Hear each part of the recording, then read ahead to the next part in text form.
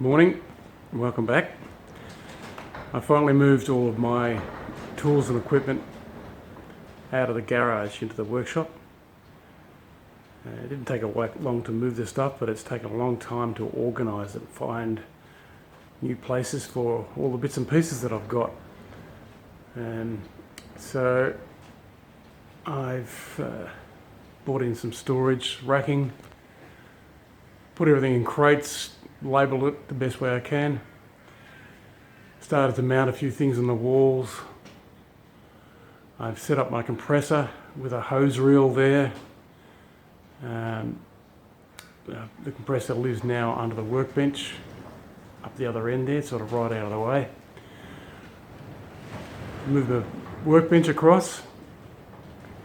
Gave that a bit of a clean up. It was looking a bit shabby, so whacked a few more screws and bolts in it. Put some new jaws in the vise, and that's looking a whole lot better than it was.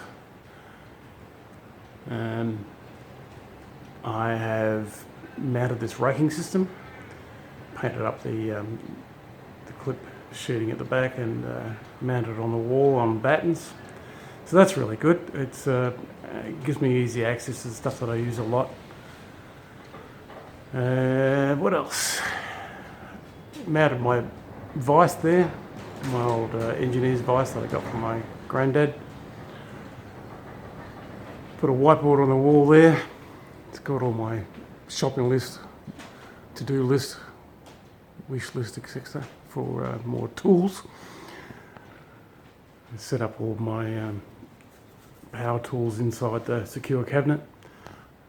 At some stage I'll build some shelves up above there. Made up a steel rack for my sash clamps up there, got them right up out of the way. Just behind the door here, I've mounted all of my leads on hooks, also out of the way. There's a couple of future projects I'll probably make videos of. I'm going to refurbish both the grinder and the linisher, and then ultimately bolt them to these benches here. So it's getting there. It's nice to have a place for everything and know where it is, put my hands on it easily. So now the next thing is to get on with stage 4 of the workshop project, which is to finally construct the kitchenette down the side of the bathroom here. As you can see there, I've got a kit form drawer unit that I'll put together.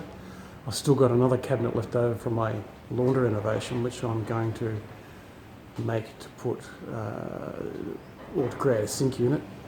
I've got a little 25 litre hot water system down there that I'm going to mount into the corner, and that will supply both the little kitchenette and the bathroom. I don't have gas out here, so there's the little electric unit, as I said. So without further ado, crack on with a new kitchen project, stage 4 of the workshop build.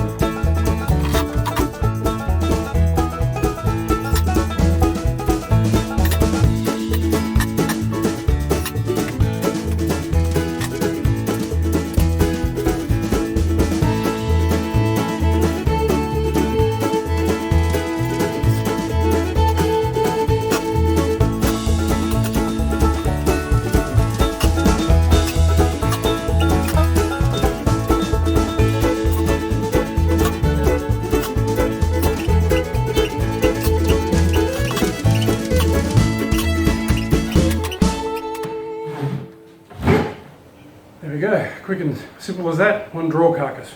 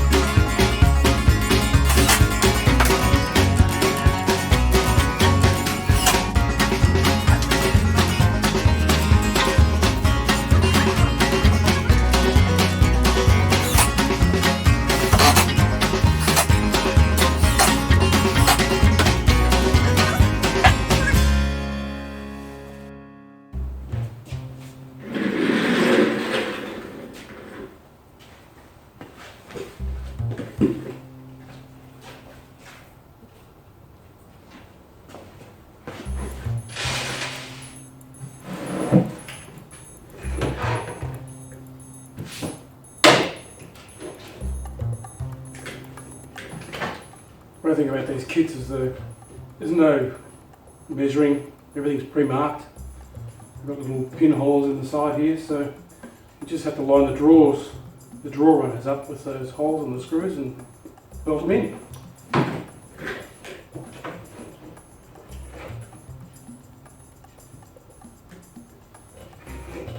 Make sure you're going to pick up all of the screw holes.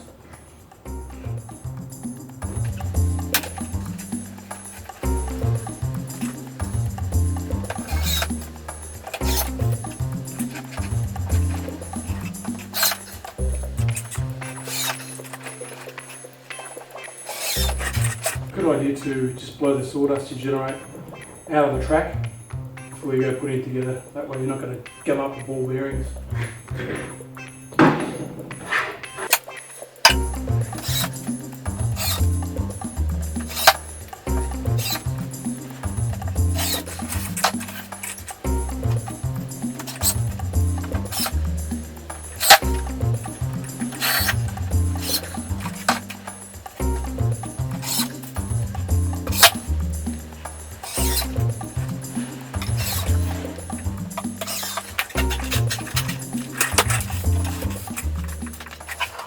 There we go. There's one side. Another 4 slides to go, and then I can start putting the drawers in.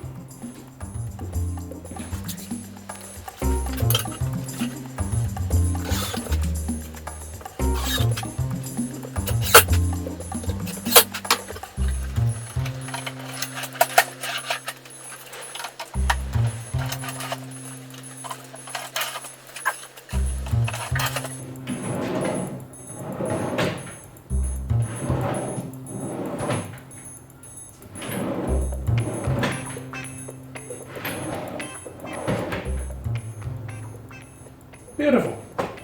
All done. Ready to put in place. And then I'll have to make an enclosure for the hot water system, which will, as I said, will tuck in the corner.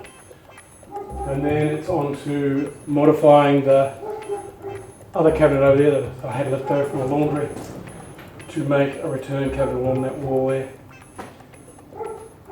And yeah, and that'll be all the carcasses. So, on to the next job. Okay, I've modified the cabinet that I saved from my laundry renovation. I've put together the drawer unit, as you saw. Also made this is where the corner section is, that's going to be hidden and will contain the hot water unit.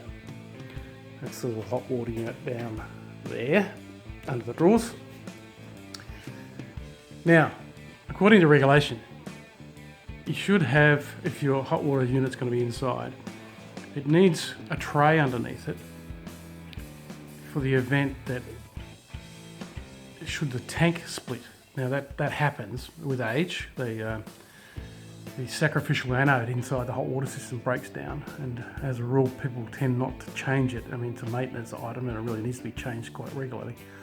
But once that sacrificial anode goes, the water inside the tank will then start to corrode the tank. As they're not made of copper anymore, they tend to be made of mild steel. And typically that material is broken off from the sacrificial anode, broken down, sits on the bottom of the tank, and it becomes a thick layer that the heating element is trying to heat. Well, certainly in a gas hot water system, because the flame is underneath. But anyway, that's the likely spot where it's going to eventually corrode and start leaking. So you obviously don't want water pouring inside your house. So as part of the construction of the regulations, they get you to put a tray down first, and that tray has to be drained to the outside, usually via a plastic pipe or something. The old hot water systems, the storage gravity fed systems in your roof, they always sat in a tray, and they generally had a pipe. It was often galvanised steel pipe that ran to the eave lining, and then you see a little hole in your eave lining where the water could come out if the tank ever split. So that's a similar arrangement with this. So enough gabbling on. I don't have a tray just sitting around, so I'm going to have to fabricate one. Fortunately, I had a piece of stainless steel left over from a job. You can see it's all been glued, but it was part of a side panel for a stove at some point. So I'm going to knock up a tray out of that.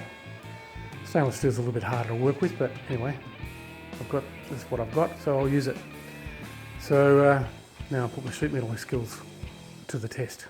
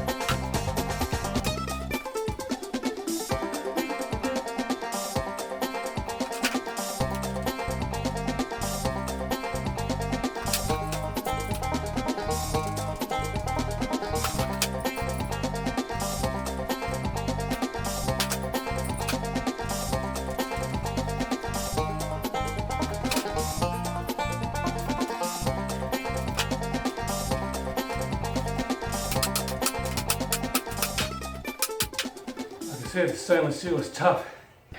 It would be a lot easier with ordinary mild steel, so galvanised or zinc aluminum. But anyway, it's not going to be pretty, but it doesn't have to be. Nobody's going to see it. As long as it works.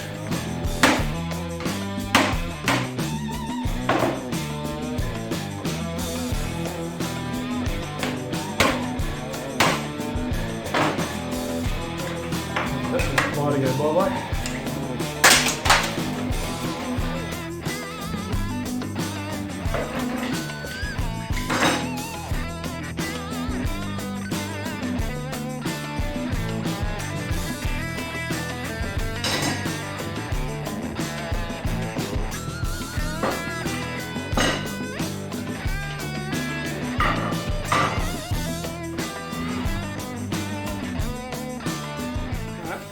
I'm going to bend those taps there in that way, the little corners, and then fold that one up, and I can silicon and hot rivet that together, make sure it's all watertight.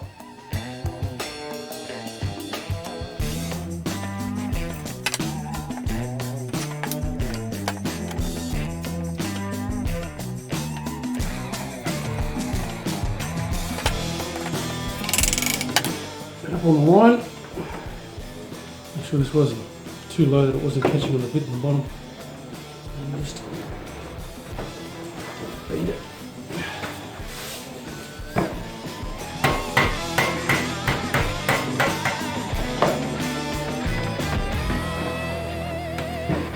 Just like that.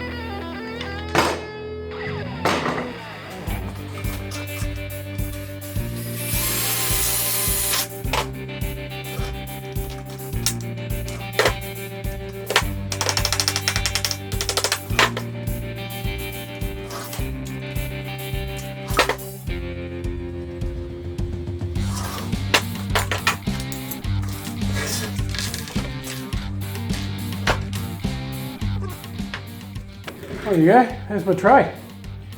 All pop rooted, silicone together. I'll just run a file around, just take the sharp edges off.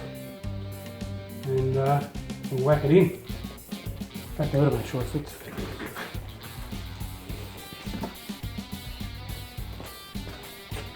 There we go, fits like a bum in a bucket.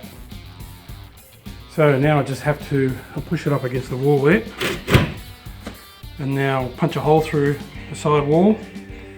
Put a bit of PVC pipe straight out through the wall, down on an angle so I can get away, and silicone that in, and we'll be ready to start setting up the hot water system. Well, there we have it. The cabinet works in place. I snuck the hot water system in the corner there like I thought it would. It all worked out pretty well. Got my drain out through the side wall. Plugged in the power point. The power point's not live yet. I have to wait for the sparky to come and hook that up. And I've also thought, well, you know, it's going to be difficult. I've created an access hatch into the hot water there to be able to service it. I'll put a bit of plate steel over that at some point. But I'll need to have access to the hot water to switch it off when I'm not using it. You know, go away for a few days or it's not in the workshop. I can just switch it off. So I've put one over in the corner there. I've just used a double gang switch that I had sitting around. As I said, it's not live. I'll get the sparky check it out, make sure it's all wired properly, and then he can power up the supply for the hot water system. Having said that, I have tested it out, plugged it into another outlet, and it definitely works. So it was a bit of a bargain I picked up off the internet. Made my side panels. Fitted them. There's another side panel there. So now onto the bench tops. I've got just enough bench tops, so I have to fiddle with it. I've got to cut it and then create the join there. Fortunately, I've got a couple of clamps to put it together. So that's the next stage of creating the kitchenette. That's the bench tops cut and sitting in place. I was a bit lucky. The bench top was about 50mm wider than normal. So I ripped that off the back and was able to recover some laminate, excuse me, to do the ends of the benches. So not nice and neat. I need to recover my old laminexing skills, but yeah, so I've just done the join. I've yet to bolt it together, but I'm not ready to do that yet. I've got to run the plumbing through the waste and water through for the laundry sink, which I haven't got yet. But yeah, I decided to put a laundry sink in there rather than a regular kitchen style sink, so that I can I've got plenty of room to wash things up in here, as it is a workshop, but it won't matter that the sink's a bit larger. So now onto the final bit of plumbing. Okay, hot and cold water supply is in for the laundry sink. Waste is in, back there in the corner. So we're all ready to go once I finish this bench top. Ready to hook the sink up. Now, in the meantime, I've been working on joining this bench. There's the cutout for the sink. I've done this join here, a lot of fiddling. So what happens now is that these special clamps will what hold the thing together. You whack some glue in between, whack these clamps in, do it up, pulls the joint together. And it may look complicated, but they're a very simple little device. Just a bracket. The way I did that hole was you can run off and buy these special little drill bits for, this is for actually a concealed hinge. So normally you'd use this in the back of a door, like for these kind of hinges. There's a hole. And this is the right diameter for it, but I use this, just happens to be the right diameter. Drill down to the right depth, obviously have to measure the bracket. And then I've just got my ordinary regular 10mm drill, and I drilled through from the end and then just cut the slide out with a tenon saw. It's a lot easier than, quicker than using a router like you might otherwise do. And there it is, it's already set up. So now I'll position it on top of the cupboards where it's going to go, and glue and bolt it up together, and that'll be the bench top done. Okay, back again. As you can see, the bench top is finished. It's all screwed down. It's had a chance to dry overnight. I've done the kick rail down the bottom, and today's task is to start to construct the drawer fronts and fit the doors out of those bits and pieces over there. So I guess I'll crack on with that. Alright, I cut some drawer fronts to size out of the material. As you can see, I've got a nice clean edge there. The way you do that is the saw that you use, it must have a lot of teeth on it, a lot of smaller teeth. That gives you a much finer cut.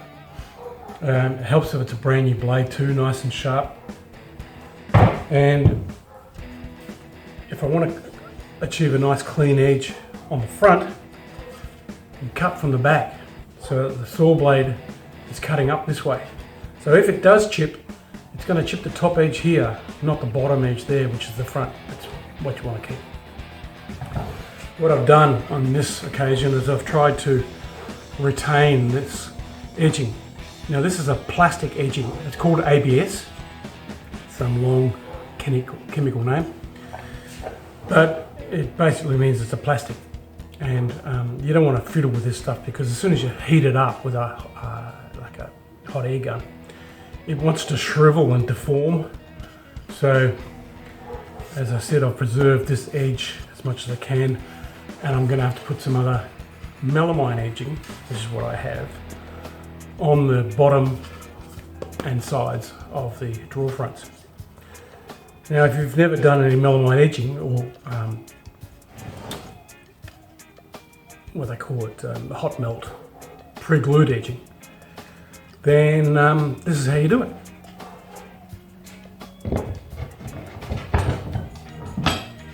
Just adjust this camera a little bit.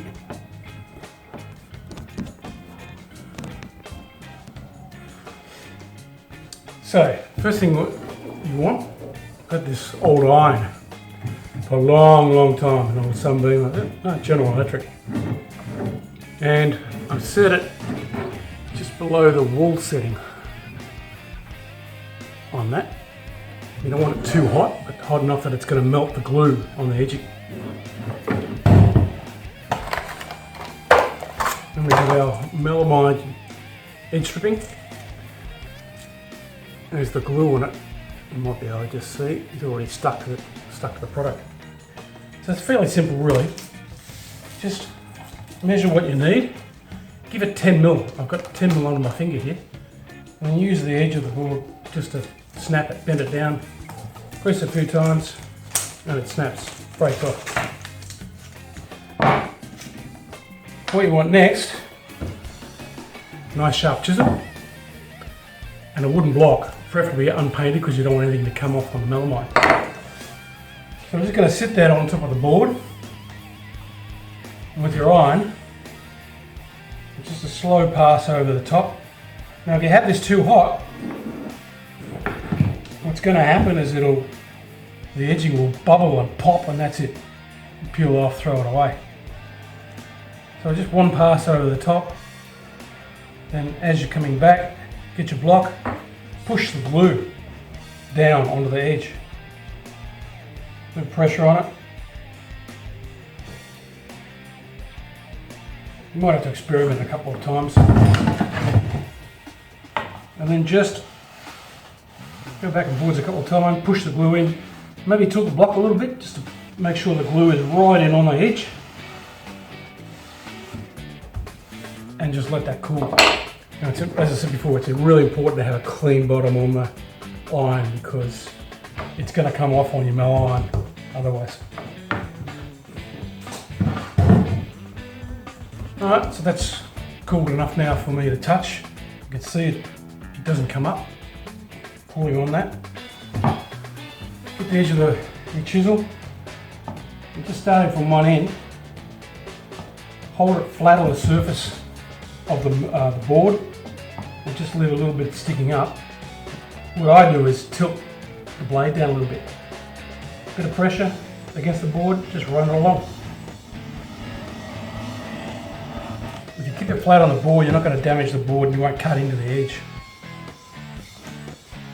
And you go back outside.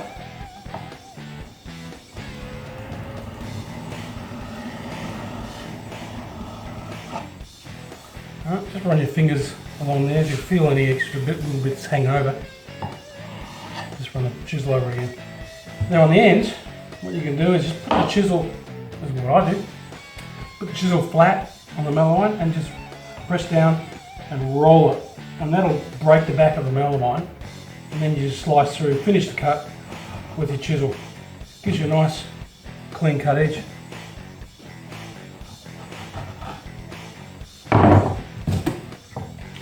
Sanding block. Now I'm just going to go on an angle like this, 45, and just take the arris off. I don't want too much, just enough to smooth it off.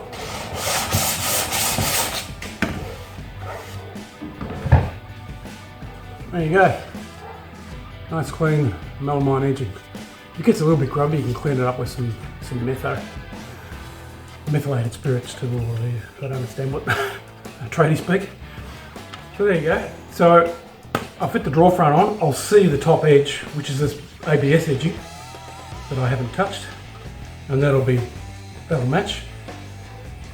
The reason I'm putting this on the underside, one, you don't see it, two, once again it just closes off the timber and stops it absorbing moisture over the years. As you know, particularly this being medium density fibre board or MDF, it will certainly suck water a lot easier than say chipboard, and this will just preserve it. So that's one done. Got to do the two edges and another 4 fronts. So show you where I'm done and we can fit the draw fronts. Okay, I'm ready to fit the draw fronts. I'm just going to measure up now and drill 4 holes in each drawer, roughly there, and yeah, drill them all out, countersink from the back just a little bit, and then when I've got done that, then I'll be ready to fit the drawer fronts. So we'll get that done.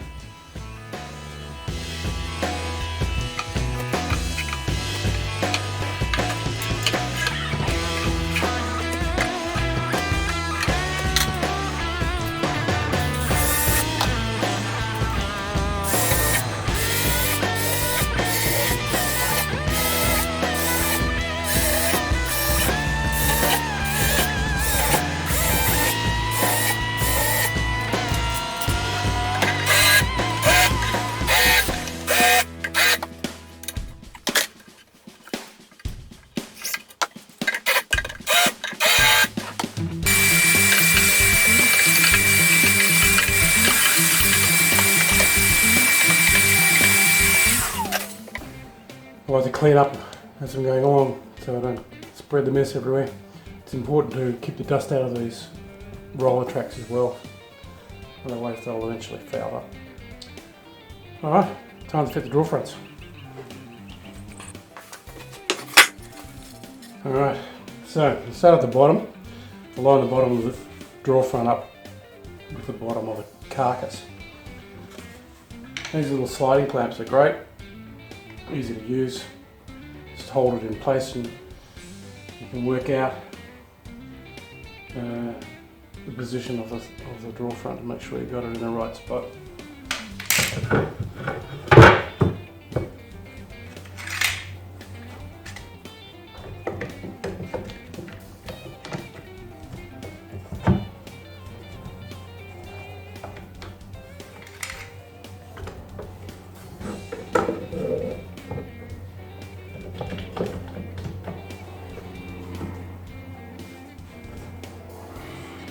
Get the gaps even.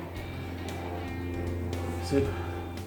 Make sure it's where it needs to go. Then I'll whack some screws in from the back. And I'm only going to fit 2 screws for the time being. So what that will do is that if I'm slightly out, I need to adjust it a little bit.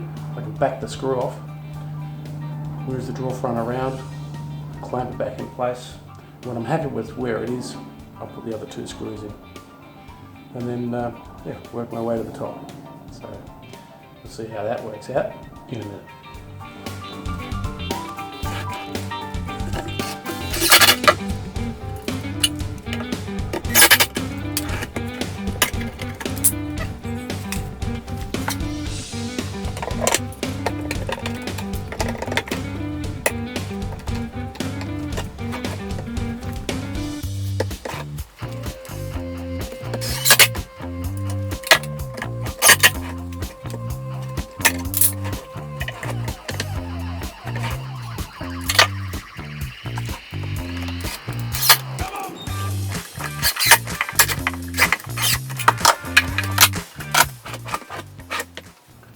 Beautiful, all done.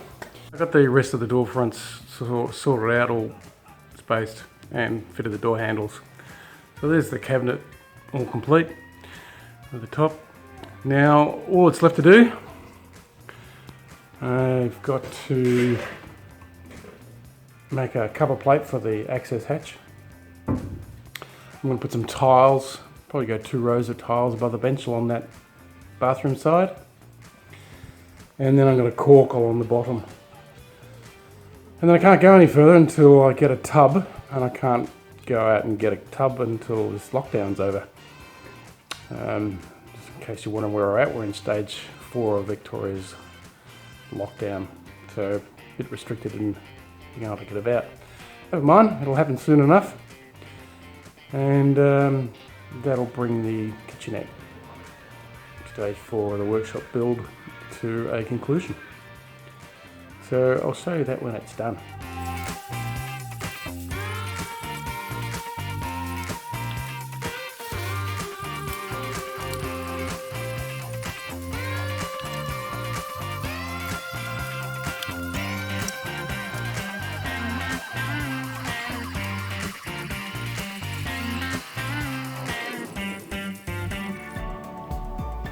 Well, there we go. Kitchenette's all finished. Getting it out with the tea towels, cups, cutlery. Geez, I've made it too comfortable. Maybe I should call it my doghouse. Anyway, hope you enjoyed that. Got a little something out of it. That comes, well, brings to the conclusion the stage 4 of the workshop build. Keep your eyes peeled. I've got a few other smaller projects coming up I hope you'll be interested in, and I'll try and get a few videos of those as well. And I guess over time I will add to the workshop in terms of storage and the like. Alright, catch you later.